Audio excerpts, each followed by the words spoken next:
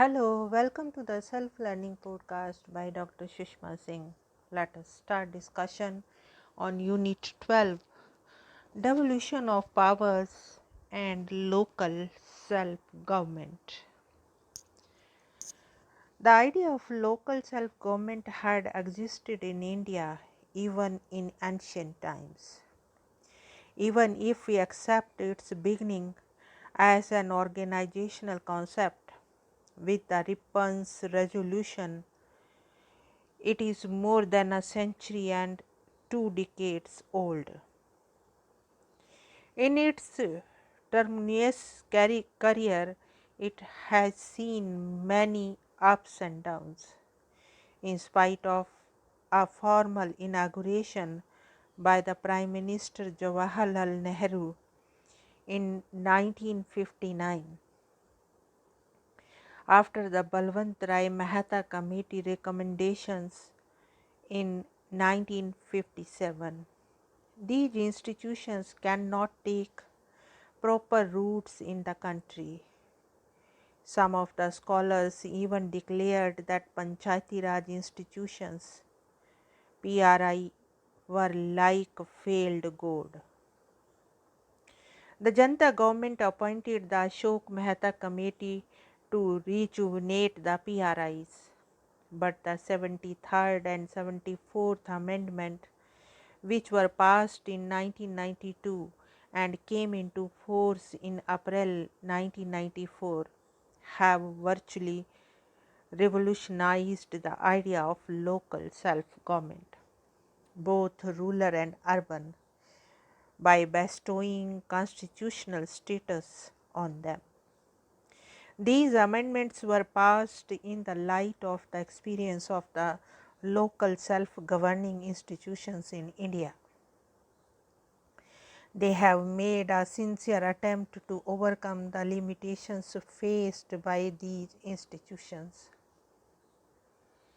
The beginning of the idea of decentralization in India as an organizational concept can be traced in Rippon's resolution in 1882, which aimed at involving the intelligent class of public-spirited men in the management of rural areas under the British rule. In the years to come, district boards and taluka boards were set up, with nominated members to look after health, roads, and education. But this effort did not succeed in making villages as basic unit of local self-government. A resolution of 1918 restated that the objective of self-government is to train people in the management of their own local affairs. The District Board Act of 1922 led to the reconstitution of the boards. They were entrusted with the responsibilities of road maintenance, tree planting, hospital, schools, and drainage, etc. Now let us come to the next point, Panchayati Raj system. Panchayat Act of 1922 was conceived as local courts and was completely judicial in character, as there was hardly any devolution of responsibilities. Its role as the local unit of administration, development, and rural upliftment remained non-functional. Among the Indian leaders, Mahatma Gandhi made very strong plea for village republics. Article 40, under the directive principles of state policy included in the Part 4 of the Constitution, advised the government to take steps to organize village panchayats and endow them with such a power and authority which would enable them to function as units of self-government. State governments were supposed to enact appropriate legislation for this purpose. The Indian planners and policy makers launched a multi-purpose community development program CDPs with the objective of improving the conditions of rural masses. This program aimed at training and sending development personnel, block development officers, BDO, extension officers and village level workers VLWs into villages. This group of officers were supposed to act as agents of change. They were expected to galvanize rural masses by encouragement, demonstration, and offer of material assistance. The CDPs failed to achieve the desired objectives. The Planning Commission requested to a committee under the chairmanship of Balwant Rai Mehta to develop the ideas for a system of democratic decentralization which would anchor the rural developmental efforts.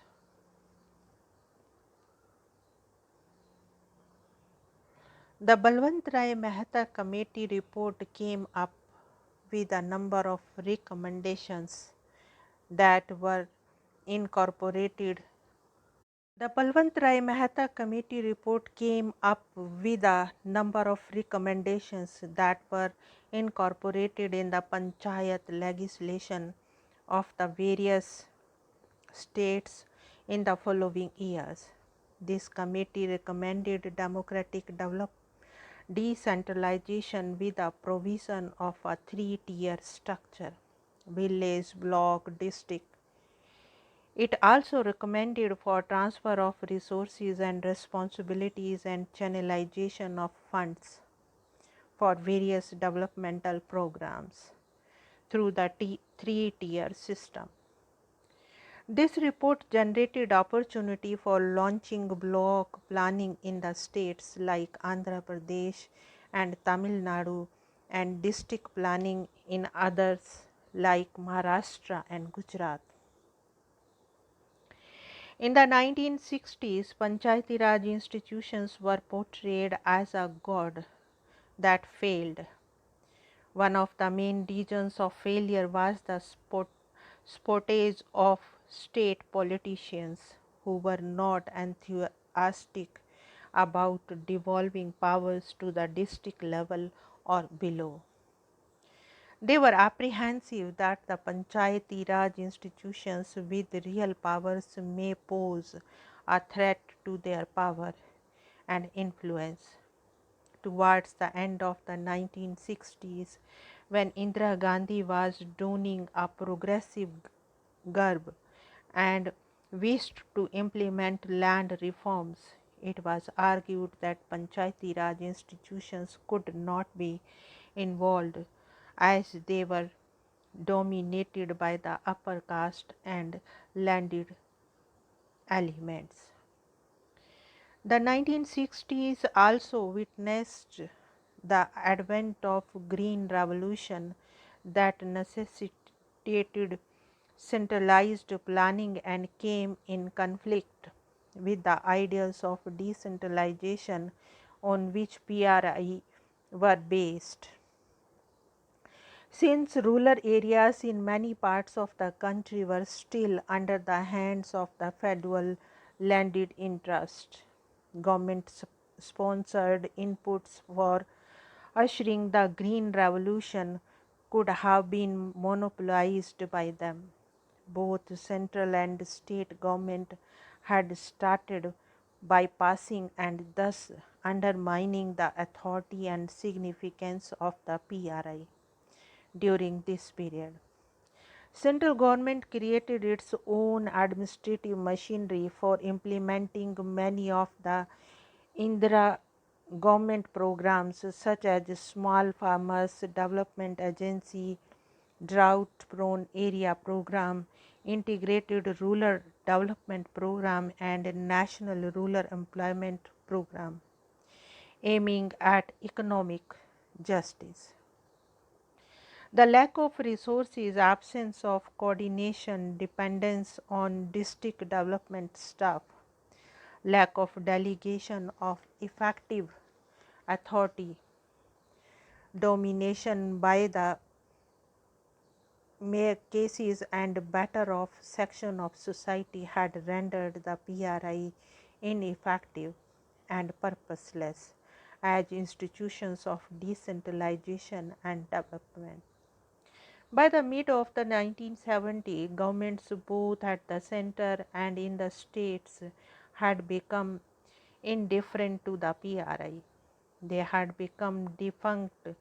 Elections to these institutions were not being held, and at most of the places the sitting councils were either dissolved or suspended. Now let us wind up the session and take rest. Thank you very much for engaging yourself with the Self Learning Podcast.